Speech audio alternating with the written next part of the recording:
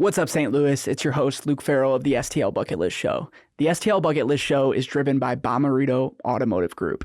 Bomarito is Missouri's #1 car dealership with over 20 locations, so I guarantee that there's one in your neighborhood. Since the 1970s, Bomarito has sold over 1 million cars, and John and the entire team made us feel completely comfortable when we picked up our new vehicle recently for the family. So I can't thank the Bomarito team enough for driving this episode forward, and enjoy the show.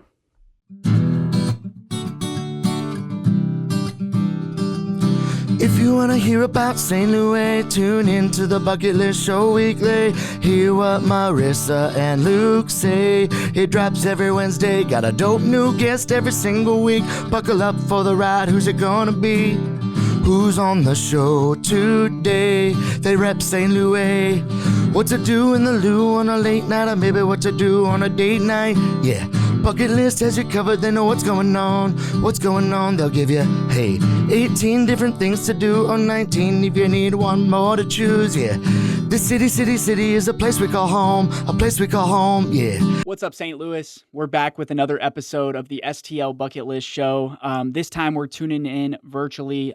We have somebody special joining us in the studio today. If you guys have been in St. Louis, you know Museum of Illusions. They had a big opening last year, and it's been a hit. I keep seeing, I'm a young parent, so I see all my friends with kids going there. But I also see a ton of adults, and it's definitely a bucket list spot in St. Louis. So they're located over at the City Foundry, right next to the City Winery. So definitely a spot that you guys need to add to your bucket list. But I got Andy from the museum in today. He is the Chief Marketing Officer. So Andy, thank you for coming in today. Yeah, thanks for having me, Luke. Yeah, no, absolutely. Well, Andy, I want to start for people that are listening that haven't been to one of your guys' spaces. I'm sure you've explained this a million times, but like in 60 seconds, I mean, what would you tell people that are thinking about, coming to visit one of your guys' spaces? I mean, they're just a ton of fun. I mean, it's just pure entertainment and enjoyment. You can explore and interact with all sorts of exhibits that, trip your mind. You question how they're done, how this works, and like we're in a world that's like, perpetual doom scrolling and perpetual unprecedented times, and like people need to escape and go out and have a good time. And like you said, Museum of Illusions is a great place, to bring your kids. It's a great place for a date night, especially at City Foundry, where you can go next door, grab a drink at City Winery, or have some good food as well. It's just a fun place to explore. We've got over 80 exhibits in each museum.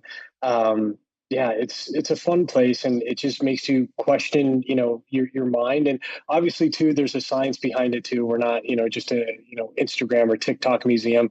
We really have a substance to it. We have a certification with STEM.org where there's, an educational component, if you want to bring your kids or want to bring your school group for field trip. And then there's, the cool social currency of taking your photo and taking a video of something that you're like, how did that happen? How did that actually exist? And so, yeah, I mean, it's a fun place. Yeah, that's amazing. So, I mean, I think that pretty well describes it. We've been a bunch of times. And one of my favorite things is the upside down room where you're like hanging from the bar stool. So, Yep. tell me how the St. Louis one, like, I mean, as you in marketing, I mean, when you think about different markets, it's like, do you guys have different experiences at each location, or do you guys have pretty much a plug and play system that you guys follow? It's a little bit of both, but every museum has usually at least 3 exhibits that are adapted locally to each city. So in St. Louis, our building illusion is a replica of City Hall. And then the reverse room, which you were talking about, is really a St. Louis smokehouse barbecue area. And then we've got, a Cardinals player as the Wandering Eyes as well, because, obviously baseball is a huge, pastime and a huge sport, obviously in Missouri. So, we want to make sure that, we're not just coming into a city and just opening up and saying goodbye. For us, it's really important to get ingrained in the community, to be a part of the community, have different types of events, work with local partners, and bring people in to say like, hey, like you can go to the one in St. Louis, you can go to the one in New York, and you do have a different experience, and there is something meaningful behind everyone. Mhm. I think that's important too is the fact that it's like you mentioned like scrolling and getting out. Like although like you create these Instagram moments, that's part of your brand is like to go viral and create these moments, but it's also like how can we get people outside and give them a unique experience? And I didn't know what it was when you guys were opening and it's this new concept because it's a museum, but it's also the illusion side of it because when you think of museums and especially in St. Louis, you think of, "Oh, don't touch this, don't touch that, don't look at Yeah. that." Like, it's like, walk around with your hands like this, just like browsing the walls. Like, you guys create this interactive experience. So, I kinda wanna take a little dive back on some of your previous, work because it seems like you've been, um, at different roles. When I did a little deep dive on your LinkedIn, you've worked at some pretty cool different places that kinda brought you. So, like, how did your previous, experience lead you to working with Museum of Illusions? Yeah, so I've spent the past 20 years working in, location based entertainment, family entertainment centers, and live entertainment. And and I started my career in finance. So I went from kind of like very traditional, Yeah. like sexy for some people, boring for others. That it was boring for me.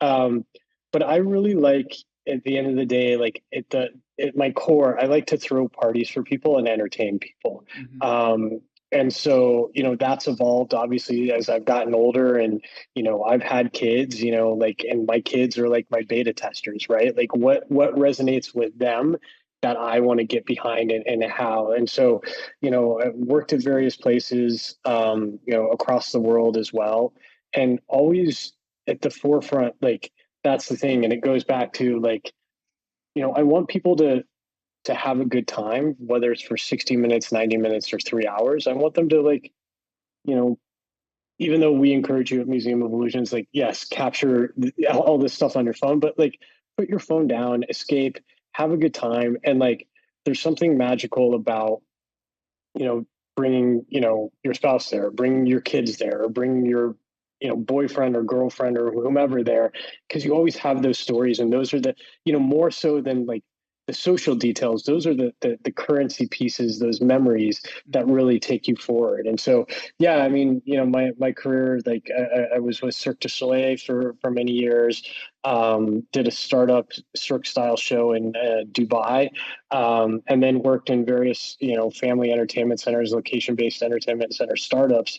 And that's the thing, is always trying to like disrupt and get ahead of what people want, and shake up an industry that is kind of boring at the end of the day. Like yes, you have cool attractions, but like they're all kind of the same after a while. And so, how do you differentiate yourself? How do you make yourself stand out? And how do you make people feel good about going there and not like, oh, I've been there, cool, I'll just go next door, I'll go to the other place, Mhm. So that's really what's important for me. And like I said, like, my family, my kids are like my beta testers. So like whatever's cool for them is something I'm like, okay, there's something here.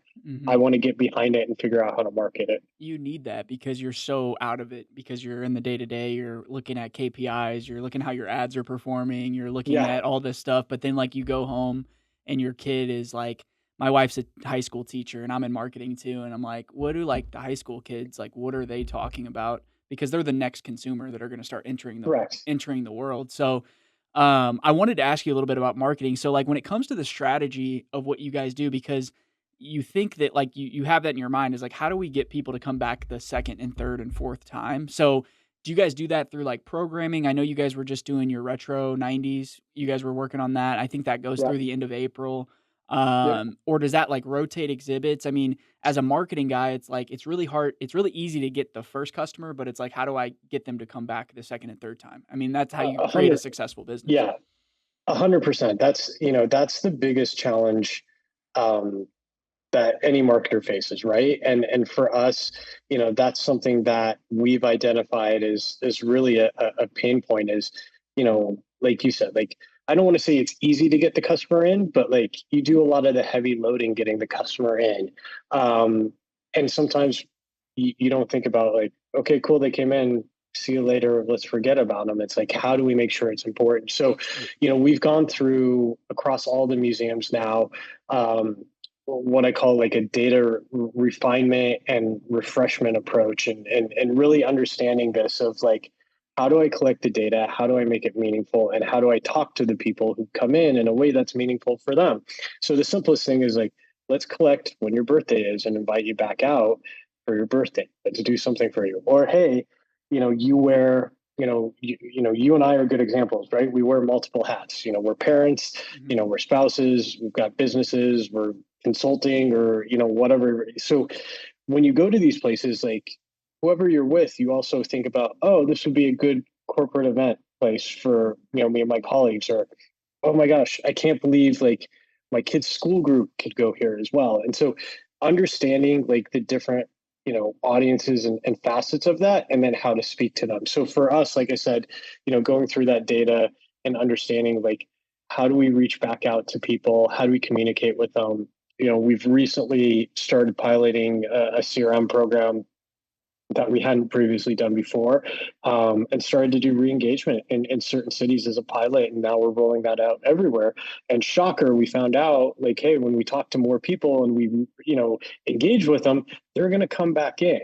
Mhm. And so for us, it's really important. And then mapping that out as an overlay, like having seasonal campaigns, like it's always going to be summer. Christmas doesn't change dates. Halloween doesn't change dates. Mhm. So how do we refresh, whether it's a little bit of sprinkles on top, and bring people in, like whether it's show up in your costume, or for Valentine's Day this year we partnered with the Match Group and did a date night partnership. And so it's looking at things like that. This museum in St. Louis is new, so it's less than a year old, so we won't change anything for the next couple of years.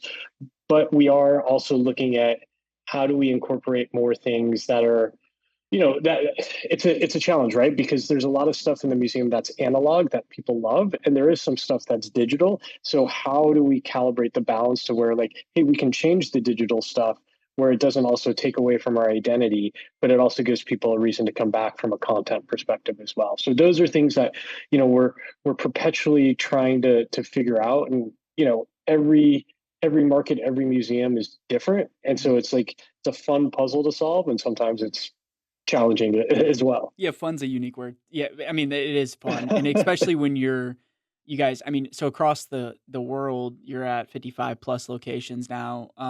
Yeah. As you look at growth, so like, walk me through the process, and I don't know if this is a different team, but it's like you look at cities like, okay, St. Louis, it's like, okay, Yeah. we have an opportunity there.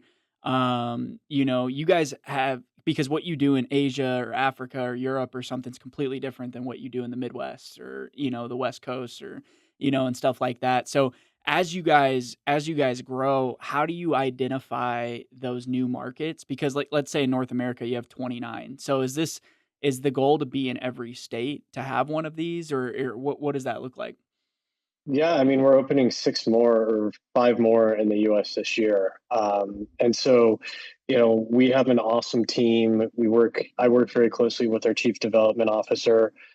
He has a great team as well. And we do a lot of research into, markets, based on kind of the compendium of what our ticket purchaser looks like globally, what it looks like nationally, and then what it looks like in core regions. And then we take that data and overlay it to certain markets to be like, hey, we really like market X. Mhm. Will this work? How far away, is the base population? What does the suburb area look like? How much are they willing to spend on a ticket and things like that? So, St. Louis was a good example for us. Great population base, great distribution, of wealth among the suburbs and certain parts of the city and things like that. And then, a really up and coming and vibrant art scene as well. And that's where we kind of straddle the line, is like our name to some extent is misleading, because like, yes, we're a museum, but we're also not a museum, right? We're more of an attraction. So where can we come in and make a mark? And City Foundry was like a great example of that. You look at everything that they have, at the location, from Putt Shack to Sandbox, to the food halls and things like that. So it gives us a good base of, okay, we're going to be drawing people in, and we can provide that consumer that's coming a little bit of everything, right? We don't serve food and beverage. So you can come to us, have a good time, do it like pre-date night thing or Mhm. post-date night thing. Or you can also be like, hey, I want to go see a movie, but I don't want to like just go home after that. I want to do something else. And so we look at things like that.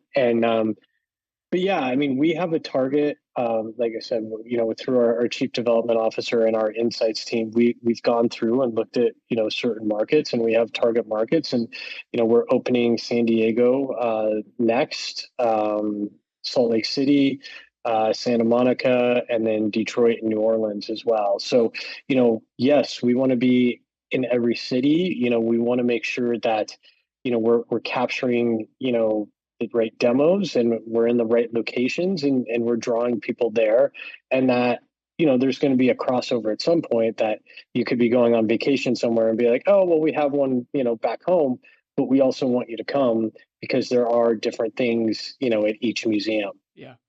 No, that's incredible. I mean, the growth that you guys have had has been insane. And so when you're looking at the City Foundry, I mean, the Smiths and all the people that built that had like a really good example is like, now they have those apartments that just opened right there too. So Yep. then now you think of another 300 to 600 people that live on site, and then, you have everything you need. And I think it was a progressive area, like because you mentioned the VR. Putt Shack is this insane putt experience that like Yep. blends technology, and you guys have this like, insane experience. But I think you're right about the museum of like how can we, and I'm sure you struggle with that in marketing. It's like, yes, we're a museum, but we're also a social experience and a corporate event and different things like that. So when you're marketing different cities, I mean, how different is a Midwest approach compared to like I mean, you're running a campaign in San Diego right now, I'm sure. So it's like, how different is the Midwest to the West Coast like that? I mean, it's really when you boil it down, it's not that different. It's just what the reach looks like Yeah. and what your radius looks like. And so that's an important thing for us is understanding like and knowing too, right? Um, St. Louis, like we've got customers who come from, pretty much up to 40 minutes away. And then you've got tourists, like we get a ton of people coming in from Chicago and Illinois.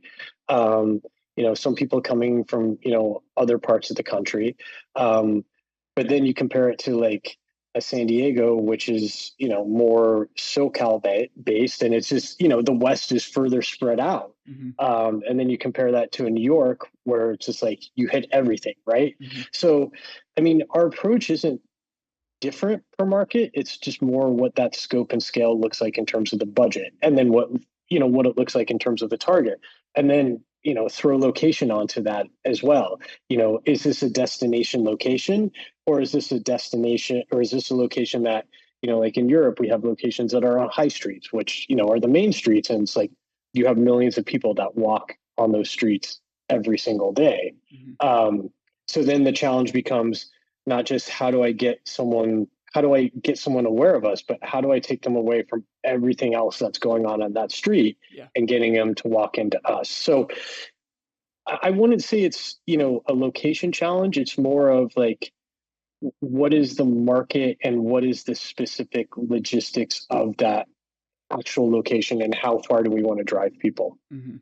Yeah, no, I get that, and I've noticed that you guys have a great approach with, influencers, media. How has influencer marketing changed the way? Because you were in marketing far before you even knew what the word influencer meant, you know? So, I mean, you've said you've been doing it for 20 years. You're like, "Okay, wait, Yeah. we gotta hire some mom blogger to come do a video."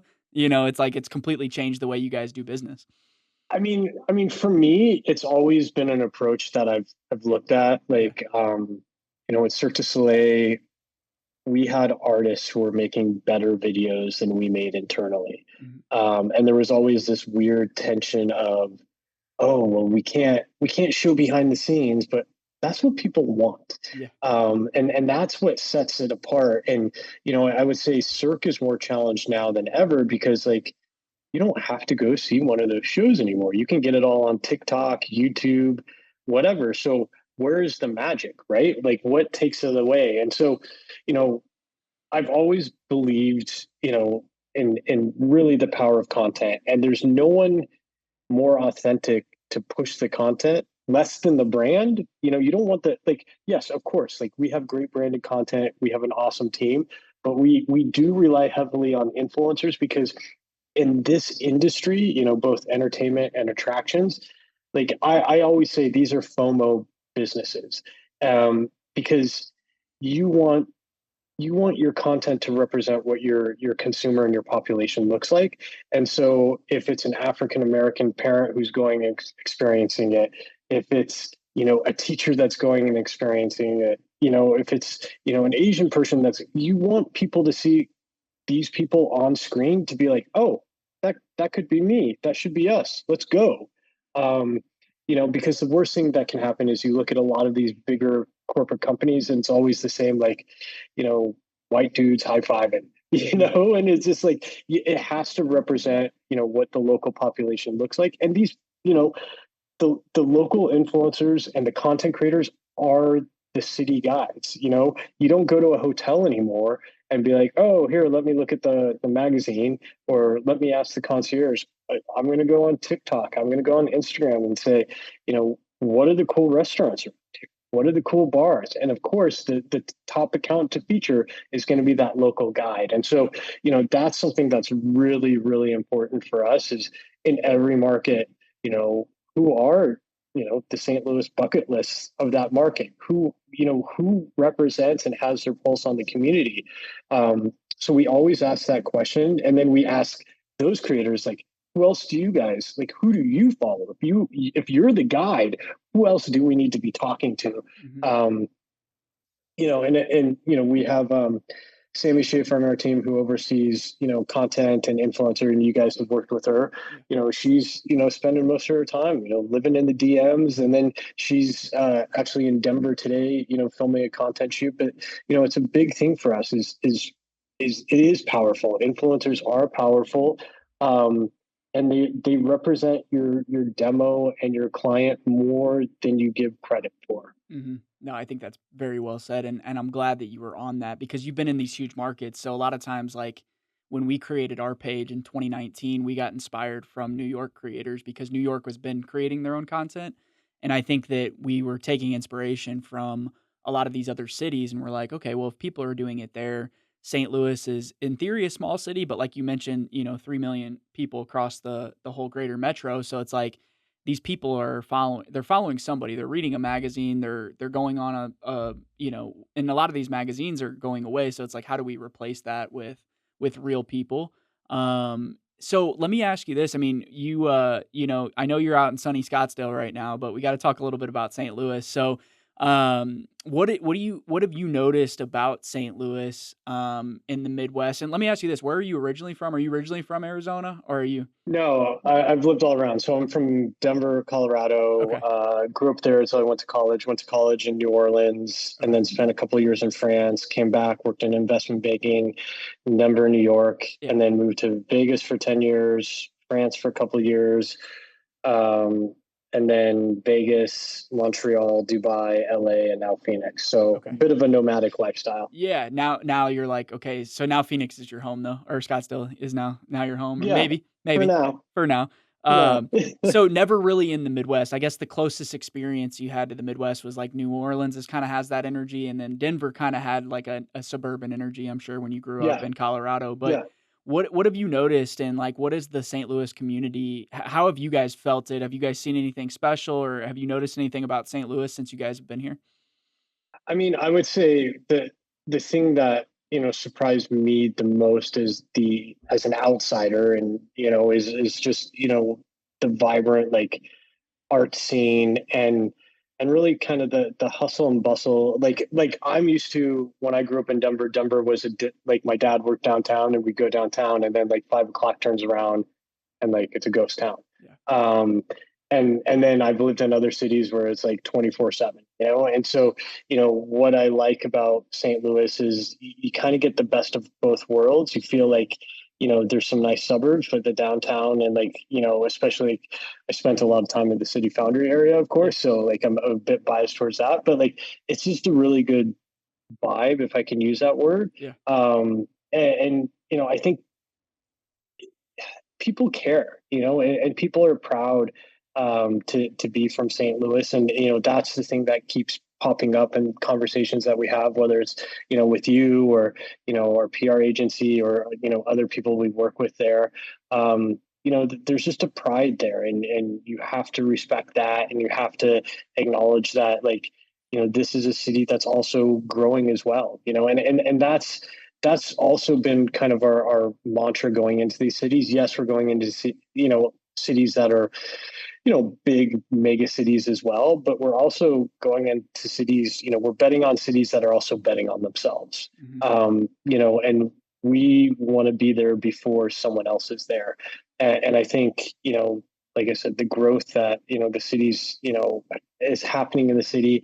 I think, just the arts and culture that are going on, and, what's going on at City Foundry as well. Like, I think it's cool because you don't have anything else like this in St. Louis, where you can go to one place and get all these cool types of attractions and get food and drink and all that stuff. Yeah. And that's what I like about working with partners like this, and not to say like, hey, it's the same in other markets, but this is kind of what we've honed in on, is like kind of the base of where we want to go. There's got to be, if you're going to a place, like, you've got to make a day out, night out of it. And that's what I like. Yeah. And, like I said, the investment that, has gone into making the City Foundry, like, just a really cool place. And you guys are betting on that, and it's like, okay, well, if these guys are investing this, we can just be a small corner of what they're doing. And it's like, they're going to they just built the apartment right in front of your front door. They Right. built this beautiful luxury Right. apartment. Yeah. And then I think they just announced a escape room place coming over there Okay. somewhere. I think they just posted about that today or yesterday. So that's Okay, just cool. more of the reason to be in those places, because you guys kind of figure out through all your locations. You're like, okay, well, if it's a destination spot, we don't get as many walk-ins, and then if we go here, like, the food and drink's the big thing. It's like, you got to eat if you're doing something, so we got to Yeah. be close to food. No, that's awesome. So when you visited St. Louis, we got to talk about your bucket list a little bit. Besides Okay. Museum of Illusions, we already know that's on your bucket list. You start there. I might be a bit biased there. Yeah. You start there. You go to work and whatnot. But what are a few of the spots that you enjoyed? You said you were an arts and culture guy. You're obviously a foodie. You lived in some of the best foodie cities in America. But what are some of the places that you went to when you were in St. Louis that next time you come in, you're like, I'm going back there? Okay, so I mean, most of my time, like, I stay across the street and walk over, and I'm at City Foundry. So, expat barbecue is pretty damn good. Yes. I will say that I've enjoyed that, and Four Hens as well. And then I don't know how, but somehow I was connected to Katie Lee a long time ago. I think she had a campaign where it's like, let's get Bill Murray to, when she started like her pizza restaurant, I think. And her story has been amazing to follow. And so last time I was there, I went to her restaurant at the ballpark, at the ballpark area. Yeah. And that food it's good. And It's beautiful really good. location too. I mean, that Yeah. location, right. It's been popping since you probably were there before baseball season, but once baseball Yeah. season hits, it's a lot of traffic over there. Yeah. And so, I mean, like I said, I'm a big fan of hers and what she's done. And just, like, she's just like, from an entrepreneurial perspective, I really respect just, like, the people that are the hustlers and, have these stories of, getting, knocked down, getting back up, and just pushing through Yep. adversity that they have in life. And so, her, and that's the thing. It's like, there's some people who are entrepreneurs, you're like, oh, okay, cool, they've done this and, whatever. But, like, Yep. Her food and her restaurants really back up, everything that she's putting out there. She was on here about a month ago, I think, or 2 months ago, because she was writing her book. But she's launching that nationwide campaign now. I think they're doing. She's like, the thing about St. Louis that you might notice is, like, everybody that owns a business or a restaurant in St. Louis is just in St. Louis. Like, we don't get the celebrity, like Dubai. We're not getting the celebrity chef to come pop. I mean, we have Gordon Ramsay's. Yeah. And we just got a Gordon Ramsay's, but, like, nobody even likes going to it because they're like, I'd rather go to Katie's spot or this spot or this spot, because Well, we all grew up it's- together. We all grew up together. We all went to school together. Everybody knows each other, So, but when somebody starts going nationwide, they get behind her. So like she's pushing in Walmart, she's doing all these things, and like I think she's Yeah, in with the LA. frozen Yeah, foods and yeah, everything. Yeah. But that's the thing. And that's where, like, for me, like, I know it's kind of like West versus Midwest, St. Louis, and I'm not saying they're the same, and I yeah, don't want to like cause any issues, but it does remind me a lot of Denver in the yeah, sense that, like, you've got suburbs, you've got communities, and they make up this melting pot of a city. And you have people who were born in one area and now they live in another, because, like, that's generationally where you go at, at your 20s, your 30s, your 40s, etc. right. um, and it's very similar in the sense that, like, yeah, we're proud of the people that came from there, but if some outsider comes in Yeah, and it's just like, hey, I'm big brand and I don't care about the local city and I'm never going to show up type of thing, yeah, then it's just not the same. yeah, And to tie it back to us, that's something, I try to do for us, and I tell my team to do as we go into every market is, yes, we back that up, from the exhibits in the museum, but it's also really important for us to get involved, whether it's local school districts, local charities, things like that. I'm a huge, huge, huge sports fan, and that's something we haven't even tapped into is how do we have partnerships, and how do we get, the local sports teams involved? How do we get the Blues or the Cardinals, hmm, to come out, and visit the museum, or how do we do something with those guys? yep, And so those are the things that I think, you know, make cities tick. Obviously, everyone's passionate about their home team. Everybody's passionate about either the neighborhood they grew up in or whatever the new hip and trendy neighborhood is. hmm, Um, but yeah, I mean, yeah. So going back, like I said, I think, if when I go back to St. Louis, obviously I'll eat somewhere different at City yeah, Foundry maybe next time. yeah. Um, No, you pick some good but ones. I I mean, don't. Expat does a good I job. Forehands yeah. is really good. If you were lived in New Orleans, that probably brought you back a little bit to some New Orleans style. Yeah, Uh, and I didn't even realize my kid, because I sent a picture to my kids and they're like, they were on the Great Food yeah, Truck Race or something yeah, like that, and I didn't even yeah, realize that. yeah, Brandy. Um, Um, yeah, that's but funny, man. yeah, I mean, that's the thing. Like, if I can, when I go back, I'll definitely go to Katie's restaurant again. I mean, it was stellar. So, Yeah, we got to you know, come back during either if the Blues go on a run and we go to the Cup, and then the Cardinals are really bad right now, but it's always a good time going to a ball game. You sitting at a ball yeah, game. I mean, going to a day game. Cardinals baseball in St. Louis, as you know, just from being here. I know you like talked about the exhibit, but it's like it's just it's different in the Midwest because it's like all we have. We don't have an NBA team. Our NFL team left. They left us to go to yeah, LA. So we're really yeah. bitter about that. But no, I appreciate everything you guys do, and I think you guys do a really good job at hiring a local team to help with your marketing because you understand. You're like, well, we're gonna put an expert in this that knows the market before we send our team in there. And Yeah, I mean, you need somebody that on the that's floor. You need somebody on the ground. Yeah, exactly. yeah, That's what I say.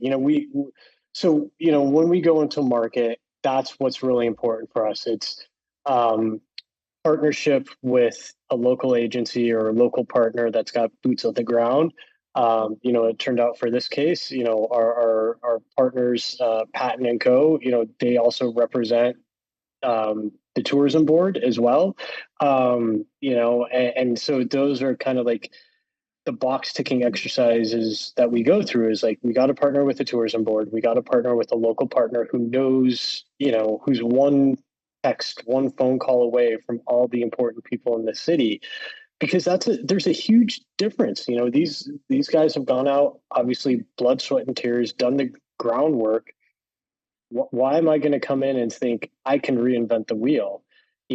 How do we work better with these guys? And they represent us, and they're proud to represent us, and we're proud to have them as a partner. So I think that's the thing that's really important, because that makes us. I hope, I feel like we're more authentic, in doing that than just coming in and being like, oh yeah, we got this figured out. And I'm sure you guys have seen it. They're concepts that come in just flame out because they didn't do anything to appeal to the locals. hmm yeah. No, I agree 100%. Well, Andy, I appreciate your time, and I'm excited to watch you guys continue to grow in St. Louis. But I just followed you guys on LinkedIn, so I can't wait to see all the new spots pop up across the country. And I haven't taken my kids there yet. I got a 14-month-old and a 2-month-old. So once they get a little bit bigger, They got a little yeah, bit of time, dude. yeah, they They got got a little time. bit of time. Right now, we're just worried But about getting through the day, let alone trying to like pack the kids up and go anywhere. So I know it's dividing and conquering. I mean, it does get better. I will yeah, say that. But yeah, I mean, I think we appeal to kids. I would say ages 5 and up. There's something for everyone, and that's the cool thing about us is like a lot of marketers or a lot of people come in and be like, we're for everybody, and like we actually are, and we back it up. We see the data from it as well. But yeah, man, thanks for having yeah, me, and good to be here. And hopefully next time I'm in, I'll shoot you a message, and we'll yeah. connect in person. Yeah, we'll go to Katie's. We'll go to Katie's and have dinner, and then we'll go to the museum together, and then we'll Done. go to Katie's. So, What a deal. all Let's right, do it. Let's appreciate do it, it. Andy. All right, man. Thank you so much. All right. Thanks. All right, see you. Today they rep St. Louis, yeah.